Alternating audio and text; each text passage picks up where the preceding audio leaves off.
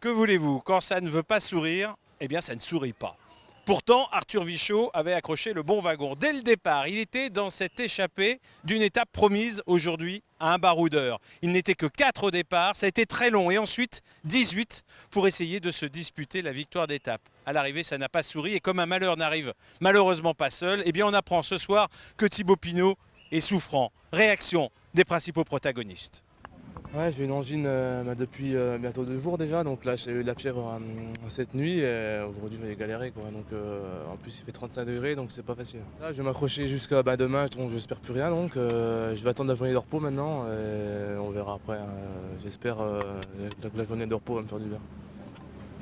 J'espère que cette année il va m'arriver plein d'ennuis pour que l'an prochain je revienne avec zéro problème et vraiment frais dans ma tête quoi. Parce que C'est dur de traverser un tour dans ces conditions. ouais, c'est dur. Les dernières j'ai connu, c'était tout rose, tout beau, et j'ai pas eu un problème. Et cette année, ça n'arrête pas. Donc c'est un tour que j'envisageais pas, quoi. Arthur Vichot, lui, a mis de longues minutes à digérer sa déception. Et finalement, s'il est redescendu du bus, c'était pas tant pour répondre aux questions des journalistes, mais davantage pour saluer une bande de copains qui étaient venus le voir. Est-ce que finalement, c'est pas la première heure de course qui a été préjudiciable pour la suite? Où vous étiez 4? Ça, je sais pas, on saura jamais, mais c'est vrai qu'on a bien donné. Voigt et Bach qui marchaient fort.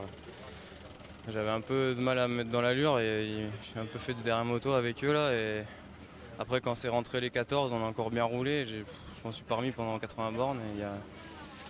Je pense qu'au final, ouais, ça paye dans les jambes, mais bon, c'est comme ça, hein. À 4, c'était pas assez. À 18, c'était peut-être un peu trop. Un peu trop, oui et non. Moi, j'ai une pointe de vitesse, je sens bien les coups dans le final et tout, mais aujourd'hui, non, je les ai pas bien sentis, donc ouais, c'est comme ça, on peut pas gagner tous les coups, mais Et quand Julien Simon est sorti, lui aussi, qui a une belle pointe de vitesse, ça vous a surpris un petit peu? non, parce que j'ai juste pensé quelques secondes avant, mais bon, je trouvais que ça faisait un peu loin de l'arrivée. Et, il est bien sorti comme il fallait, où tout le monde se regardait après une grosse attaque dans la côte.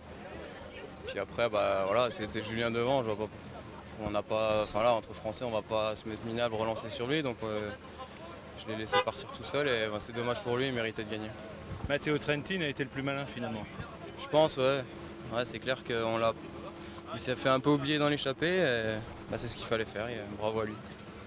Quels sont les éléments qui te permettent d'y croire encore? Parce qu'on a des coureurs en bonne santé, donc il y aura forcément un moment ou un autre peut-être une ouverture. Il y en a eu une demi aujourd'hui, mais ça a mis trop de temps à sortir. Arthur était sorti depuis le départ avec Voigt, donc ils ont fait 40 bornes à 4. Quand ça revient de derrière le groupe, ils sont forcément plus frais dans le final aussi, hein. C'est la course, hein.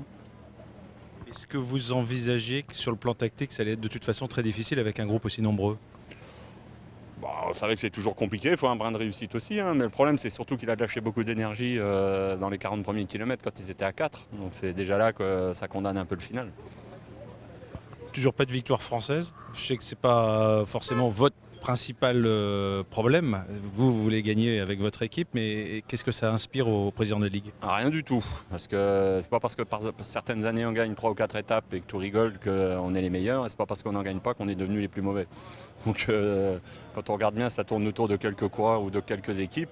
Après, regardez, Quick-Step l'an dernier, ils ont fait un 0 pointé sur 3 semaines de tour, hein. Cette année, ils ont des grands résultats, tant mieux pour eux. Ça va, ça vient, hein.